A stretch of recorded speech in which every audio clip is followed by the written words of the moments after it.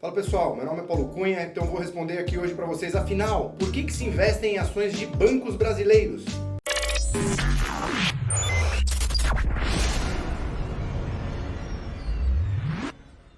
Então primeiro, antes da gente entrar aqui nos tópicos principais, eu vou colocar 4 principais motivos por que se investem nesse tipo de ação, mas vamos dar um panorama mais geral. Quando eu me refiro ao banco, eu estou falando dos bancões brasileiros. Bancões comerciais são Bradesco, Itaú, Banco do Brasil e Santander, que a gente tem aqui no Brasil praticamente um oligopólio, que está, de certa forma, tentando ser quebrado, né? Vou citar alguns acontecimentos que têm ocorrido aí nos últimos tempos, que têm interferido um pouco mais na questão, tanto nas ações quanto no próprio setor, mas por enquanto o que a gente tem aqui é um oligopólio. Então, são esses 4 papéis, essas 4 ações, e também uma outra coisa que é importante de dizer é o índice Bovespa, que é o principal índice do mercado de ações brasileiro, ele é composto na sua maioria por papéis de bancos. Então, a oscilação do próprio índice reflete muito a oscilação dessas ações, que são as ações de bancos. Por quê? O Ibovespa pega as ações das maiores empresas mais negociadas, né, mais líquidas, ou seja, que você tem mais negociações ali entre as partes. E esses papéis, esses bancos, a gente já tem ações ali há bastante tempo, com um volume muito alto, né, pagam historicamente bons dividendos, então costumam ser ações bastante procuradas e por isso elas têm uma alta representatividade no próprio índice Bovespa. Mas agora então, vamos lá diretamente ao ponto que eu citei aqui, quais são os 4 principais motivos por que se investem em ações de banco. Então, o primeiro grande motivo que se investe em ações de bancos, isso não é só pelo fato de ser banco, tá? Mas é uma característica desses 4 papéis, porque são empresas de valor. Primeiro vamos fazer aqui um parênteses, o que são empresas de valor e empresas de crescimento?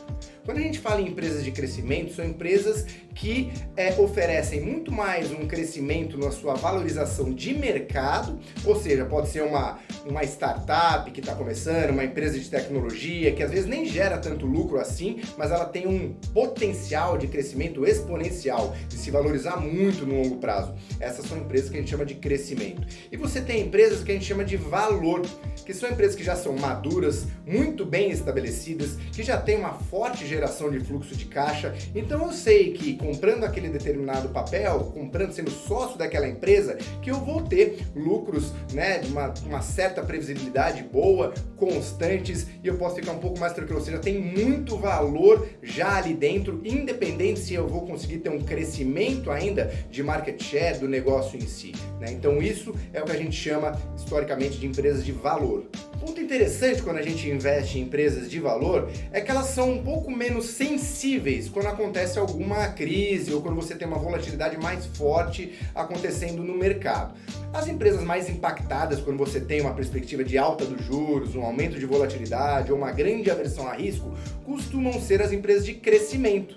Por quê? As empresas de crescimento, elas dependem muito de funding. O que é funding? De pessoas dando dinheiro ou emitindo dívida, e aí por isso elas vão emitir dívida no mercado e passar o chapeuzinho para todo mundo, né, colocar mais dinheiro lá e elas vão ter que pagar uns juros por isso, ou chamando mais acionistas, são as ações, equity também, como se fala no mercado financeiro, porque são empresas que geralmente queimam caixa porque elas estão mirando o futuro, mirando um forte crescimento.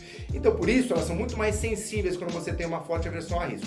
Já quando a gente está falando de empresas de valor, independente se está acontecendo alguma grande crise ou não, geralmente ela já tem um caixa robusto, ela já gera resultado na sua operação, então a crise, por mais que tenha algum impacto nela, dificilmente vai fazer ela vir a quebrar ou passar por alguma grande dificuldade. Então essas empresas de valor, elas costumam ser um pouco mais blindadas. Não quer dizer que você não vai ter nenhum tipo de perda e que ela não pode ter variação negativa e até mesmo você não pode perder uma boa parte do seu patrimônio, mas ainda assim, por trás dela, você tem uma grande estrutura, né, de valor, de geração de caixa, de ativos que acabam segurando um pouco mais quando você tem um ambiente um pouco mais negativo. O segundo ponto interessante aqui do porquê que as pessoas investem em ações de bancos e que tem a ver com o fato de serem empresas de valor é que elas historicamente elas pagam um atrativo dividend yield. O que é o dividend yield? Vou explicar para vocês. É o que a ação paga de dividendo ao longo do ano inteiro, dividido por quanto custa o preço da ação no mercado, né? Então, As ações de bancos, elas oferecem geralmente um dividend yield acima de 5% ao ano, o que é considerado um valor atrativo. Então significa que se eu segurar um papel que custa R$100, ao longo de um ano inteiro, ele tende a pagar pelo menos mais do que R$5. Tá? Então, empresas de valor costumam pagar dividendos, diferente de empresas de crescimento, que como ela tem que se financiar e fazer um crescimento exponencial, ela reinveste muito, não costuma pagar dividendo muito atrativo ou até mesmo nem chega a pagar dividendo. Então, aqueles investidores que estão buscando um fluxo de caixa previsível, que eles vivem dos dividendos, vou montar uma carteira de ações aqui para viver dos dividendos no meu mês a mês, uma opção são as ações de banco, porque elas dão essa previsibilidade de ir distribuindo. Então os bancos geralmente pagam ou no mês a mês, tem alguns bancos que pagam no mês a mês, ou a cada 6 meses, e costumam ser valores bastante interessantes quando a gente compara com a média de outros setores. Então o alto dividend yield oferecido pelos papéis de bancos é um segundo fator de por que se deve investir nesse tipo de papel. O terceiro ponto interessante, que eu já citei aqui algumas vezes, mas acho que faz sentido a gente ressaltar mais. Esse tipo de empresa, os bancos brasileiros, assim como outros setores, a gente pode falar talvez das transmissoras de energia elétrica, também podem ter essa previsibilidade nos resultados. Então, eu consigo saber, olhando a entrega dos resultados passados, mais ou menos como é que vão vir os resultados futuros. A geração de caixa, os lucros proporcionados por essas empresas, elas costumam ter pequenas oscilações. Se a gente for olhar nos últimos anos, dificilmente um banco desse, como o Banco do Brasil, Itaú, Bradesco ou Santander tenha reportado algum prejuízo ou algum número muito fora do que estava dentro das previsões. Se a gente for olhar nos últimos anos, inclusive, a gente teve uma forte geração de lucros. Se a gente for somar o lucro de todos eles, atingiu a casa de perto de 90 bilhões de reais no ano de 2021. Então, eu não lembro aqui de cabeça algum setor, a não ser o de commodities, mas aí é algo pontual e muito volátil, que a gente teve em 2021, mas os bancos, dada essa previsibilidade, sempre tem um resultado muito forte e um resultado ainda bem acima da média. Então isso também é um ponto a favor desse tipo de empresa, desse tipo de ação aqui no mercado financeiro, a sua previsibilidade de resultados. Agora, quarto e último item, que tem mais a ver com o momento atual que a gente está passando aqui, essas ações elas estão com múltiplos bastante descontados. Tem lá os seus motivos para isso, que eu vou explicar depois, mas o que significa ter múltiplos descontados? Basicamente o preço da ação que ela está sendo negociada hoje frente aos resultados que elas estão oferecendo, como empresa, estão baixos. Ou seja, vamos pegar aqui, por exemplo, a relação preço-lucro do Banco do Brasil. Relação preço-lucro significa em quantos anos de lucro eu preciso para pagar o preço da ação. Então, ou seja, é mais ou menos, como dizer, o payback da ação. Não significa que ela vai distribuir tudo isso em dividendo, porque não necessariamente aquilo que eu tenho de lucro eu distribuo tudo como dividendo, mas significa que eu tive aquele lucro, ou seja, o preço da ação, se eu conseguir pagar com os próximos 5 anos de resultado, isso é um múltiplo considerado bastante atrativo. Claro que aí você vai ter que ponderar, o Banco do Brasil é uma estatal, se trocar governo pode acontecer N situações, dentre outros fatores que podem vir a impactar a empresa. Então sempre tem algum motivo ali por trás do porquê aquela ação está sendo negociada a múltiplos tão baixos. Mas historicamente o setor, se a gente pega aqui no todo, tanto por preço-lucro, o Banco do Brasil é o que está mais descontado, mas se a gente for pegar mesmo papéis do Bradesco e do Itaú estão negociando na faixa de uns 8 a 10 vezes o preço-lucro, Então isso indica um múltiplo relativamente descontado e atraente. Um outro indicador que a gente costuma usar é o valor da ação dividido pelo valor patrimonial da ação. No caso do Banco do Brasil, isso está abaixo de 1. E a gente costuma dizer, assim, alguns livros de análise fundamentalista, de que quando esse indicador está abaixo de 2, ele já costuma ser atrativo, já costuma ser atraente. É claro que a gente tem que fazer várias outras análises, mas todas as ações desses bancos que eu citei estão negociando a múltiplos abaixo de 2. No caso do Banco do Brasil é abaixo de 1 até 0,75, mas se você pega Bradesco e Itaú, tá lá na casa do 1,5, 1,70, 1,80, então ainda assim é um múltiplo, é um indicador que a gente consegue consegue visualizar por essa métrica que pode estar num preço relativamente atraente, tá bom? Lembrando aqui que eu estou gravando esse vídeo em maio de 2022, então esses indicadores, esses múltiplos, eles são dinâmicos, eles podem mudar bastante no dia a dia, tá? Mas agora, quando a gente está gravando esse vídeo, eles estão em múltiplos considerados atraentes. Tanto é que se eu for pegar Banco do Brasil, ele está na carteira recomendada de dividendos pela XP e também na carteira top 10 da XP também. E também está na carteira da Bendorf. Além disso, o Itaú também está com recomendação de compra, tá? Bradesco e Santander, não que eu me lembre, mas ainda assim no setor como um todo, como eu disse, está historicamente descontado, tá?